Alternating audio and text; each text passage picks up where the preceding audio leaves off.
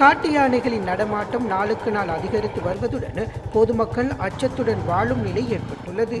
இன்று சம்மாந்துறை பிரதேச செயலாளர் பிரிவுகளாக 2 பகுதிகளில் காட்டு யானை வீட்டு மதில்கள், கடைகள், பயன் தரும் வாழை, தென்னை மரங்களை சேதப்படுத்தி சென்றுள்ளது. அத்துடன் சம்மாந்துறை சென்னில் கிராமம் 1, சென்னில் கிராமம் 2 உள்ளிட்ட பகுதிகளில் கடந்த சில தினங்களாக காட்டு யானைகள் உட்புகுந்து வீட்டு தோட்டங்கள், வீட்டு மதில்கள், கடை அறைகள் போன்றவற்றை சேதப்படுத்தியுள்ளது.